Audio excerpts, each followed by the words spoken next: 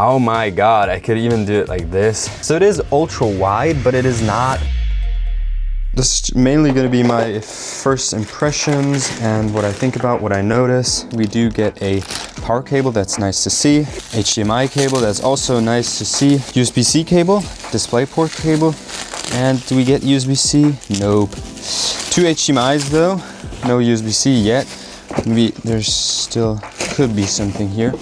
So basically what you do is, I think you get this mount, which is huge. It's actually not as big, but it is hefty. Basically what I gotta do is I gotta pop in this to here. Okay, this looks great.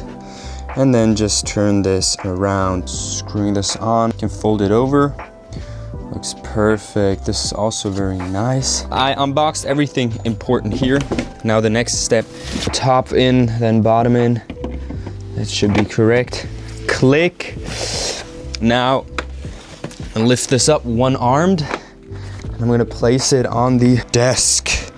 It does have 64-watt power delivery, which is enough for the MacBook. Oh my God, I could even do it like this. Yeah, it does have bigger bezels than the other monitor, but that was kind of the only thing the other monitor had going for it, that it had super slim bezels. What happens with macOS if I put this here? It does take up half of the screen, which is cool because you basically get 2 full-size screens, but I'm probably gonna have it like this still. That's gonna be plenty of space for me. The colors do look weird if I compare it to the right monitor.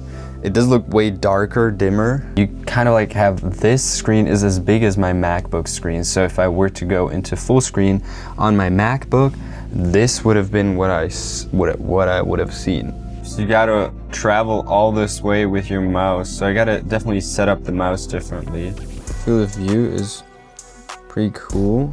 You are in this world. And I'm sitting super far away from the display. This is very cool. If you sit even closer, you're gonna be submerged. Don't get me wrong. This is nice to have, but it is not what I've planned on using this for. The extra screen real estate is incredible for editing, but out of the box, the colors are somewhat off. I spent the last 3 months finding exact fixes, software tweaks, and productivity window layouts that actually make this thing worth the money. Click here to watch the full 3-month review and setup guide. I'll see you there.